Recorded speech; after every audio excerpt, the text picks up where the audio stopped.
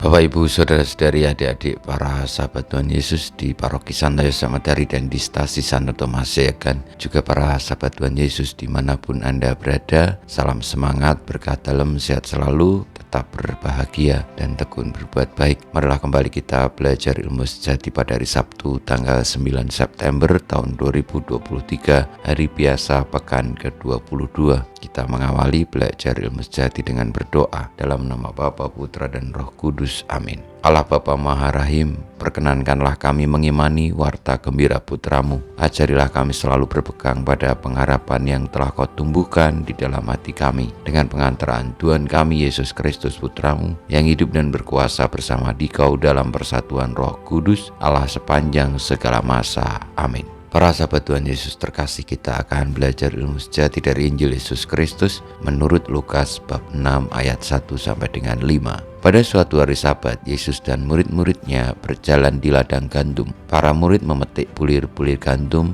menggisarnya dengan tangan, lalu memakannya. Tetapi beberapa orang Farisi berkata, "Mengapa kalian melakukan sesuatu yang tidak diperbolehkan pada hari Sabat?" Maka Yesus menjawab, "Tidakkah kalian baca apa yang dilakukan Daud ketika ia dan para pengikutnya lapar? Ia masuk ke dalam rumah Allah dan mengambil roti sajian. Roti itu dimakannya dan diberikannya kepada para pengikutnya. Padahal roti itu tidak boleh dimakan kecuali oleh para imam." Dan Yesus berkata lagi, "Anak manusia adalah Tuhan atas hari Sabat." Demikianlah sabda Tuhan. Terpujilah Kristus. Para sahabat Tuhan Yesus yang terkasih, di dalam kehidupan ini kita seringkali berjumpa dengan hukum ataupun aturan yang dibuat oleh suatu komunitas masyarakat ataupun tradisi tertentu. Hukum dibuat, diciptakan untuk mengatur kebersamaan. Hanya saja kadang-kadang itu tidak dipahami makna dan maksud dari suatu hukum. Kenapa hukum itu diadakan? Seringkali hukum justru berdiri untuk membatasi pihak tertentu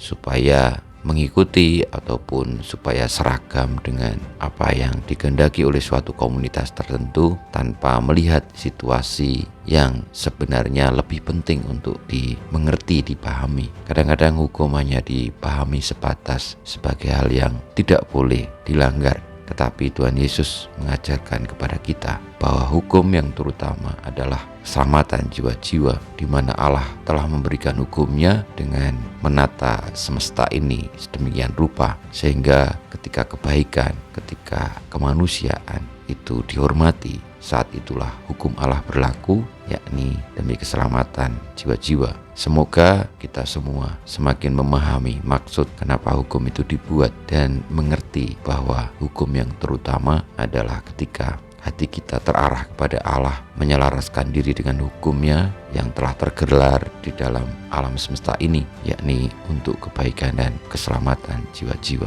Kita mohon berkat Tuhan, semoga kita boleh beriman dengan cerdas, tidak hanya terbelenggu oleh hukum-hukum yang tertulis, oleh aturan-aturan yang sudah ada, tetapi membawa hukum ataupun aturan yang sudah ada itu untuk memahami hukum yang terutama dan yang lebih tinggi, yakni Allah yang senantiasa mengasihi umatnya, Allah yang menghendaki keselamatan jiwa-jiwa manusia, yang Ia berikan hukum untuk keselamatan manusia itu dalam hukum alam universal untuk keselamatan. Kata-kata Tuhan Yesus, Anak manusia adalah Tuhan atas hari Sabat, menjadi bukti bahwa keselamatan jiwa-jiwa manusia semesta ini adalah hukum tertinggi ataupun menjadi Tuhan dari segala aturan-aturan yang telah dibuat oleh manusia ataupun komunitas tradisi tertentu. Semoga kita boleh semakin membuka hati akan hukum Allah yang tertinggi, yakni demi keselamatan jiwa-jiwa yang hadir di dalam diri Tuhan kita Yesus Kristus, Sang Anak Manusia. Kemuliaan kepada Bapa dan Putra dan Roh Kudus, seperti pada permulaan, sekarang, selalu, dan panjang segala abad. Amin. Ya Yesus, jadikanlah hati kami seperti hati-Mu. Tuhan, bersama-Mu dan bersama Roh-Mu kita semua di peta perjuangan kita untuk menaati hukum Allah, berjuang demi keselamatan jiwa-jiwa di dalam Tuhan kita Yesus Kristus, senantiasa dibimbing, dilindungi, diberkati Allah yang Maha Kuasa, Bapa dan Putra dan Roh Kudus. Amin.